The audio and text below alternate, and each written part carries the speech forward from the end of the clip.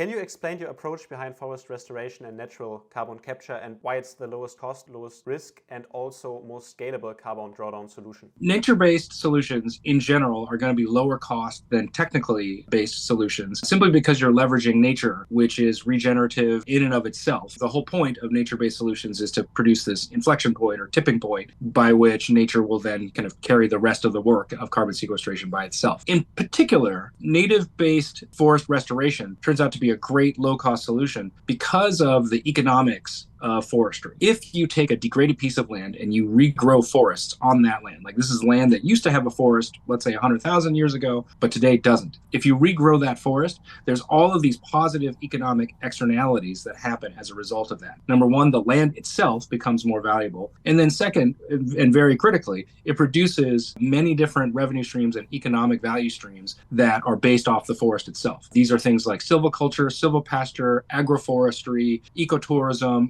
aquaculture, if you're working with blue carbon and mangrove restoration in coasts. And there's all of these great economic value creation points that happen when you grow a forest. So net, regrowing forests for carbon sequestration is not only good for climate, but it's also a positive economic thing, which then lowers the unit cost per ton net that we are able to achieve. And what are some of the biggest challenges we face in implementing large-scale reforestation and ecological restoration projects, and how can we overcome those challenges? Yeah, this is a really, really classic sort of multi-factor kind of a conundrum. It's not just any one thing that's lacking, or it's not just any one challenge to overcome. There's many factors that are involved in creating a vibrant and biodiverse native forest ecosystem. First and foremost, you have to have the right plants in place. And in an area where there are not the right plants today, or in an area that's been degraded and does not have trees today, you have to come up with the right seeds and seedlings. So seed supply and supply of native and endemic trees is the first bottleneck to overcome. Second, there's just a lot of financing that's needed to get these projects from the point where you start a brand new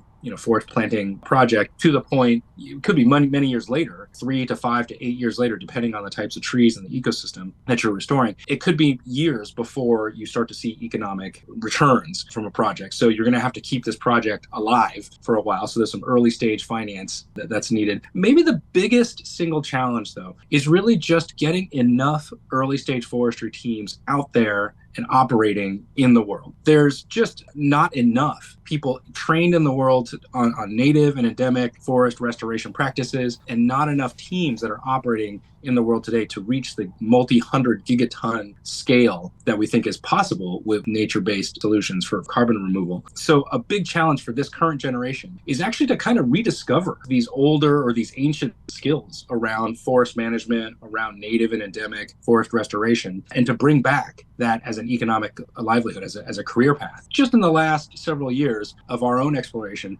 we've met hundreds of teams that want to do this work around the world. And we believe there's many thousands or probably tens of thousands of teams all around the world that want to and are capable of creating forests. And when I say a forest, think about thousands of hectares of new forest, right? Big projects, big land-based projects. There's many thousands of teams that we think are capable and want to do these kinds of efforts, but it's about connecting all these pieces together so that those teams with the right motivation get the right capital, get the right seed supply, get the right equipment and training to be able to do their work. And what role do you see reforestation and ecological restoration playing in the broader fight against climate change, and how do you think these efforts can be scaled up to have a significant impact on the environment? This is where I think it's very important to follow the lead of carbon scientists and soil scientists and botanists who tell us there are many hundreds, there's at least 200 gigatons of carbon sequestration capacity in nature-based carbon removals through forest ecosystems. That's a huge number, right? If we can capture those kinds of numbers, that would represent a very significant percentage of the total amount of carbon dioxide that needs to get removed from the atmosphere in order to maintain human activity in the way that we currently know it, and that we currently know it on the face of the planet. But it is not the only solution, of course. As we all know, climate is a multifaceted challenge that involves